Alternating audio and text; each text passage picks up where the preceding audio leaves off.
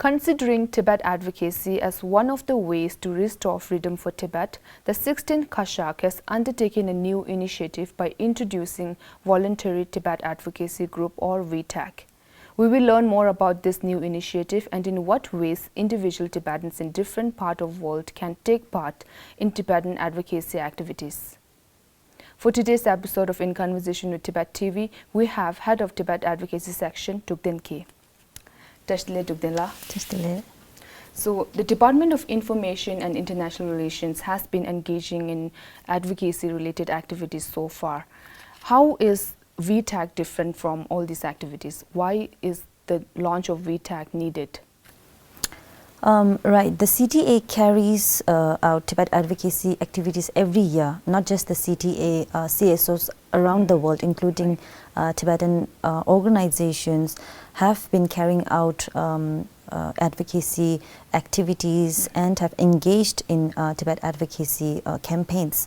And the CTA as well as the NGOs continue to do so. Now with this new initiative, the Voluntary Tibet Advocacy Group, which was launched earlier on 6th of November by Gungo Sikyong, as you have mentioned, in Zurich, Switzerland.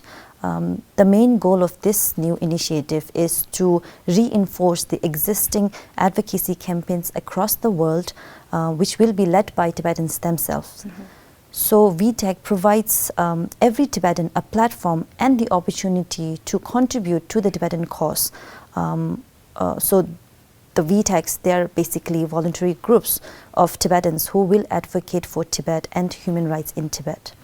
As for the workings of VTAGs, we will first categorize all the membership forms that we have received so far according to the region or country. And then VTAGs will be formed, likewise. Then the VTAG members themselves will elect, their leaders among the VTAG, who will then spearhead the advocacy activities that they have earmarked for the year. So the CTA will provide orientations and trainings as well as resources to the VTAG members. Mainly, providing updated information, verified information of situation inside Tibet. And the Tibet Advocacy Section under the Department of Information and International Relations will coordinate and work closely with the VTAGs, offices of Tibet, TSGs and all other stakeholders. Well, who all are eligible to take part in this new initiative and how can one participate in it? All Tibetans can actually take part and be a member of VTAG. So irrespective of what the Tibetan stand is, whether Umelam or Rangzen, that doesn't matter. As long as one is dedicated to spare some time to contribute in the advocacy work for Tibet, they can register. Given the opportunities and potentials of the younger generation, as well as the need to take responsibilities towards our cause, the emphasis is placed more on the younger generation of Tibetans. Well, so how do you ensure effective collaboration and execution of campaigns and advocacy-related activities with the advocacy section at CTA being stationed in Dharamshala and all the other VTAGs in different countries? This is exactly why all the stakeholders, including offices of Tibet, Tibetan associations around the world, TSGs and Parliamentary Friends of Tibet and other stakeholders play. VTAGs being voluntary groups, they cannot and need not be supervised on a daily basis, especially from Dharamsala, us being, geographically very far in distance from all the VTAGs. So VTAG members are, they are Tibetans who want to do something for Tibet, and because they do not have the time nor the resource to research each and every issue that we are facing in Tibet, human rights violations that are committed by the Chinese government. So this task is upon the Tibet Advocacy Section. So therefore our section will prepare topic-specific, issue-specific briefing papers that the VTAGs can use for advocacy activities.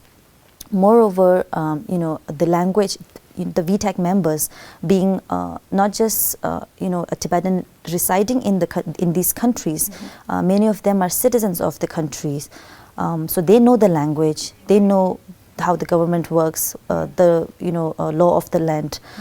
So it provides them a better understanding of everything. So we need not like supervise them on a daily basis. That is not at all required.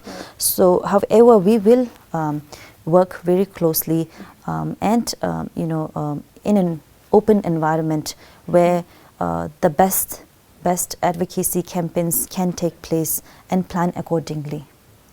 So, well, VTAC was launched in Zurich, Switzerland earlier in the month of November. So, why was the need felt for launching it in Zurich particularly? And also you have carried out awareness programs and talks in Holland, Belgium, France, if I'm not wrong. And so what is the reactions of people like, the Tibetan people like there? This was Si Kyong's first visit abroad, since he took office. So naturally it was expected that a big group of Tibetan gatherings will be there, which we saw happened later. So it was good opportunity to reach to a wider audience, because VTAC, unlike other initiatives or projects, this focuses on Tibetans spearheading the Tibet cause, right? Even our tagline is Tibetans for Tibet. So this was an important platform where Kongsi Si Kyong not only launched, but many Tibetans were able to hear about VTAC for the first time. Right. So what was the reactions of the people like there? So after the launch by Kongsi Si Kyong, I traveled to Belgium, France and Amsterdam to meet with the younger generation, specifically of Tibetans who are residing there, and had the opportunity to interact them, not only to introduce what VTAC is, but they also provided very good suggestions and recommendations on the working of VTAC, because this is a brand new initiative, right? So we have more things to do than we have already planned. Overall, the responses that I have received were very positive. There were many who voiced the same thought that this is one unique initiative, because it didn't care with whether you as a Tibetan believe in Umelam or Rangse. The main focus was that as Tibetan, you have the responsibility, and now you have the platform and the opportunity to contribute to the Tibetan cause. So that was a very positive reaction that were parallel among the Tibetans that I have met. Well, my last question is, what is VTAC's plan of action, and what immediate and long-term results are you expecting? So the immediate result is first to engage as many Tibetans as possible, right? Especially the Tibetan youth in advocating for Tibet. So for that, membership drive is crucial. So we are really hoping that as many, after the launch of VTAC, in the initial few months, we are really focused and hoping that as many Tibetans as possible will register in VTAC and be part of the Tibet Advocacy Initiative.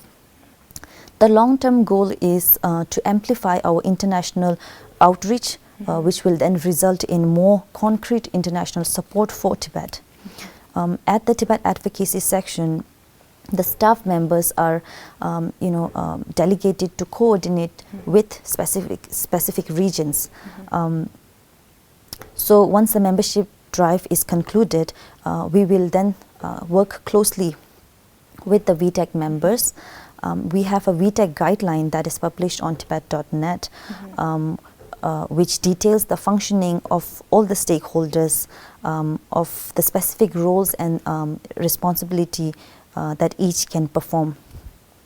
So an initial collaboration is outlining an advocacy calendar, wherein the VTAC in each region or in each country will list out the specific days or occasions that they hope to, or they would carry out advocacy activities. So I hope that Tibetan around the world will take this opportunity to be a part of this initiative, because we are excited on this initiative that focuses on the importance of reinforcing global support for Tibet, that too led by the Tibetans.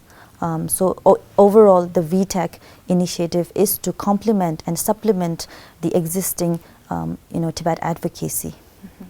Well, thank you, Drikdingkila, for taking out your time with us today. Thank you. So for anyone who is looking for ways to contribute to the Tibetan cause and take an active part in advocating the rights and freedom for Tibetans inside Tibet, log on to the following websites in different languages, register yourself and become a member of the Voluntary Tibet Advocacy Group.